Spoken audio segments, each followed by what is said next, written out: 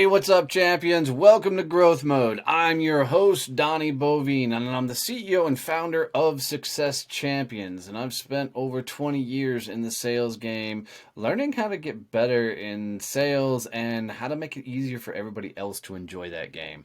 I've also spent almost the last 4 years growing and scaling a business and figuring out how to teach others to do the same thing. Hanging out with me as always is a knucklehead and good friend of mine, Comin Soon, who is a sales and automation tactician and supposed badass. Now, the dude's a fucking rock star.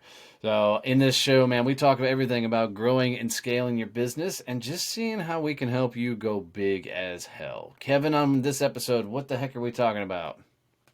So there are two things that people suck at in sales, and it's mostly because they hate doing, they put it off. One is prospecting, and the other one is following up. So today we're going to talk about why you think or why you feel like you're bothering people and you don't follow up.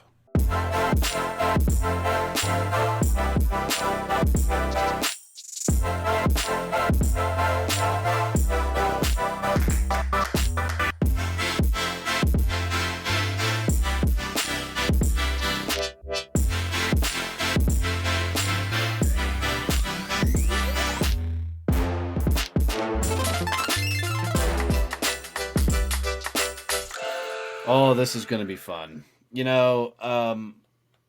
Over the years, I've had people come out to me and say, Donnie, I feel like I'm just bothering people.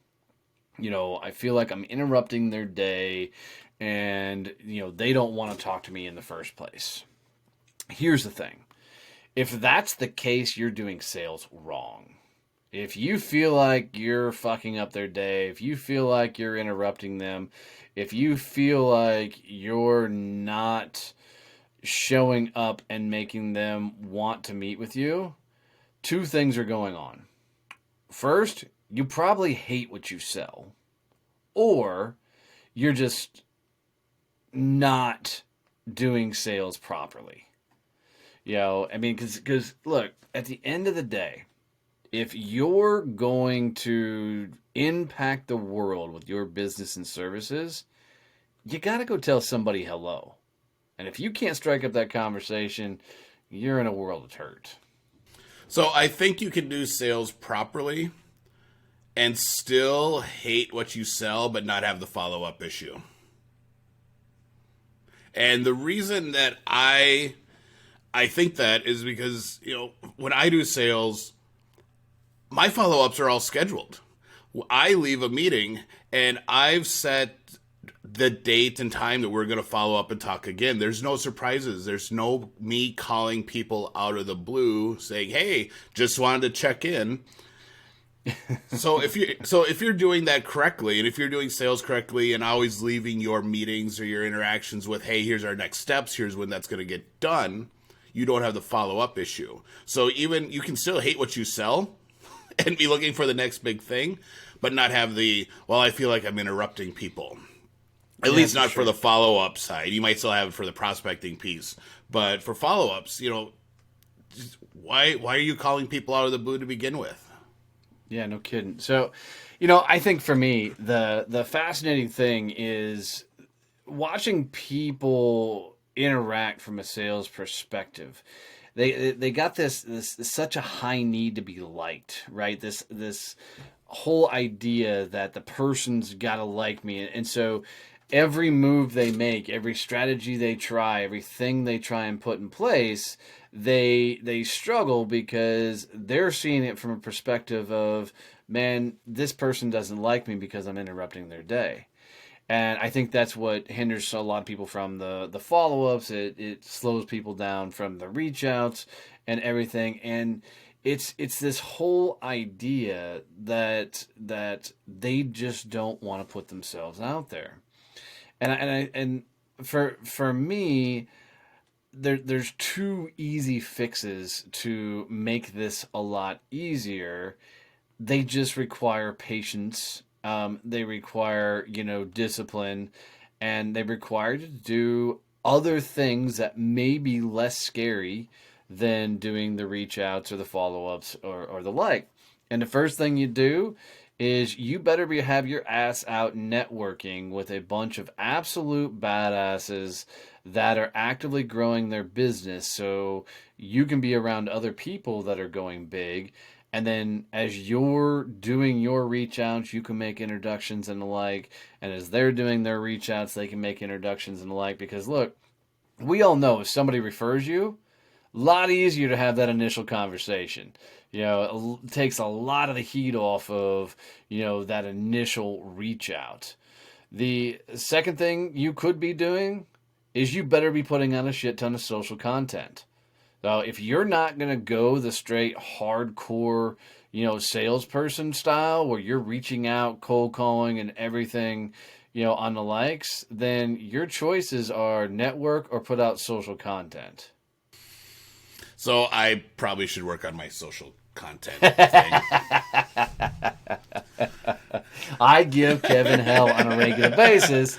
I'm like, dude, up your fucking game because, he's a smart motherfucker and he's got a lot of sales, automation background and could become an absolute rock star in the space. But, he goes the networking route and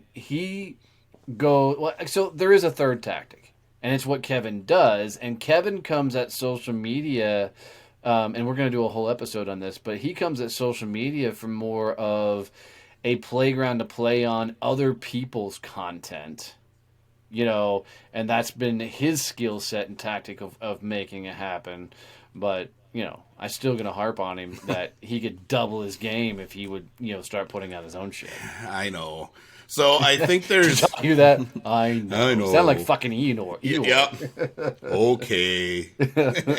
I guess.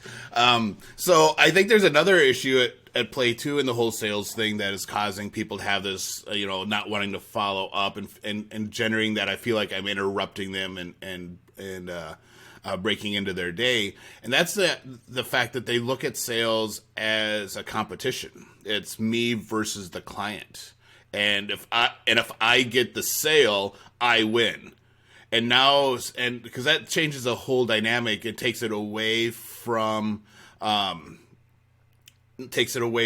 this sales conversation, which is ongoing. And just like when we hang out with our friends, it's like, hey, when are we going to talk next? Hey, I'll give you a call on Tuesday. Hey, let's go grab lunch on Thursday. There's always that next step in the relationship. But when it's that competition, they don't do that. And now you're stuck in this place of where, well, all right, I'm going to follow up on Wednesday, and what time should I call? And they're not there. Now you're in this never-ending cycle of follow-ups. And it's because of how they're approaching the whole sales thing. Yeah, I love that. For me, I don't believe in closing a sale. We've talked about this on a couple of episodes, but I do believe in closure. And closure is you either get a yes, you get a no, or you get a significant next step. And that, if you're walking away from any conversation without that, hey, we're talking at Tuesday, 4 o'clock, it's on both of our calendars, there's follow-up invites, there's a Zoom link, there's whatever you're doing. If you don't have that on the calendar, then you got jack shit. Because all you're going to do is be chasing that son of a bitch down, trying to get them to get on a call with you, get into a conversation with you, something, and it's going to get you nowhere. And now, when you don't have that significant move, that significant next step, everything you do feels like a awkward reach out, follow up. You feel like a cheese dick salesperson because guess what? You're being a cheese dick salesperson because you didn't do your due diligence in the first place of getting some sort of next step. And people are like, well, what if I didn't do it? Can I save it? Yes. Reach out to the motherfucker and say, hey, can we set up a next step? When are we talking next on the calendar? And if you send out 2 or 3 messages and they don't respond, then call it over. Get closure. Take the no. Remove the no off the table.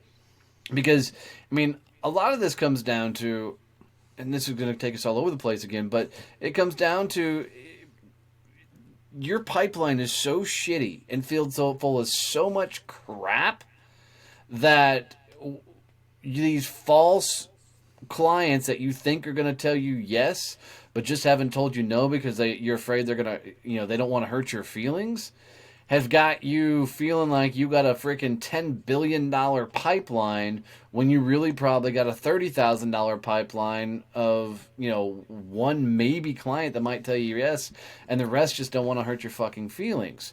So if you don't get closure, if you don't get that next step, then you're doing nothing but fucking yourself mentally, in the game and moving forward.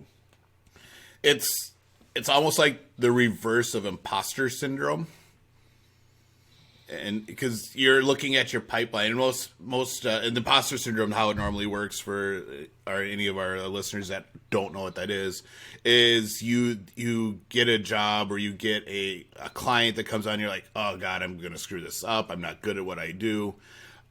But this is the opposite, because you're now looking at your pipeline. It's like, oh my God, I rock.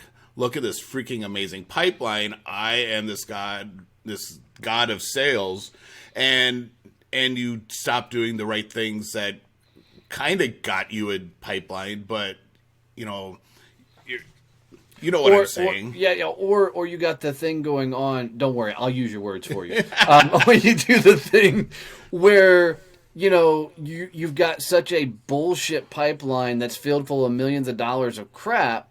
And in your head, it's either the imposter syndrome or it's this thing going on where you're like, oh my God, if all of this lands, I can't handle it. Right? So either way, you turn off sales because you've so tricked yourself into a real business MO, that you're really kicking ass when in truth, you're going to get to the end of the fucking month, the quarter, whatever else, and go, what the fuck? Why am I broke? Why is this shit not coming through? And when I was doing corporate sales, for a while I was horrible at taking things off my pipeline. I was that sales guy who had the overly inflated pipeline that looked awesome, and one day I was like, fuck it, and I cleaned up my pipeline. I went through. It's like, I haven't been able to talk to them for 3 months. This is not a sale anymore. Closed, lost, did all these, moved all of them off, some of them into like drip things and follow up for later. And I cut my pipeline by like 50%. Yep. My manager freaked out.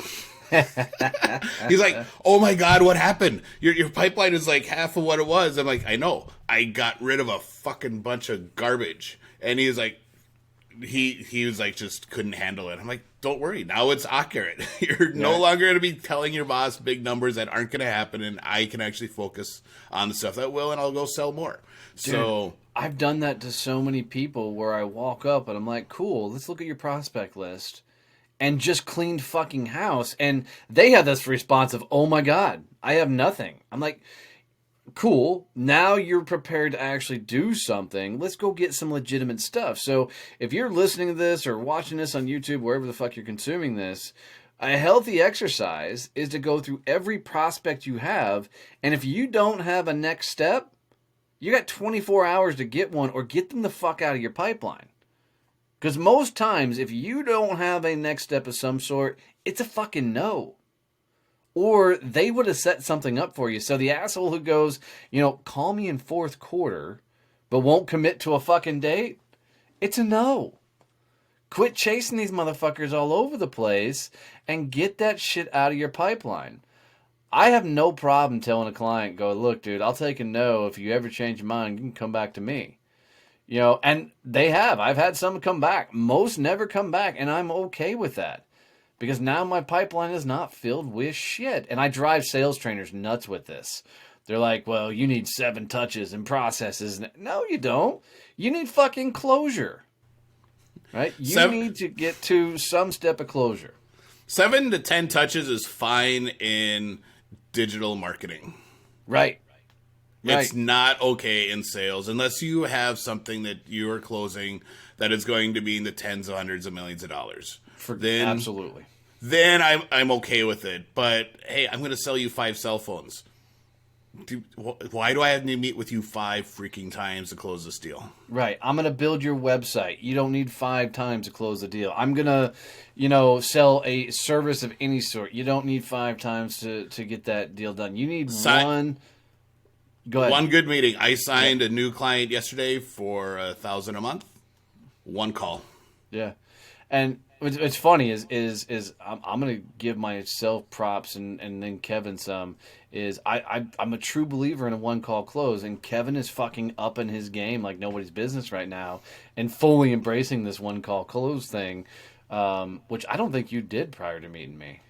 No, not so much. I was all about having, all right, well, let's meet again and do this and do that and pussyfooting around the sale. If a weird sales automation guy can figure out a one call close, then you guys can too. And we'll do a whole episode on it, I'm sure. But really, at the end of the day, man, it is about your.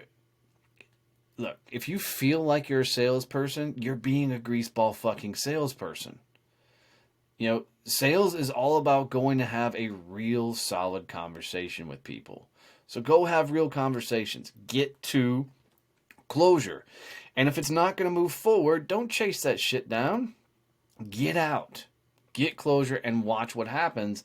And so much more badassery and good shit will happen in your business. So, as always, guys, if you got any sort of tip, tricks, any sort of value out of this episode whatsoever, do us a favor and tell somebody else how to subscribe and listen to your show. We love your reviews as well out there, but telling somebody else how to subscribe means everything to us. Until next time, see ya.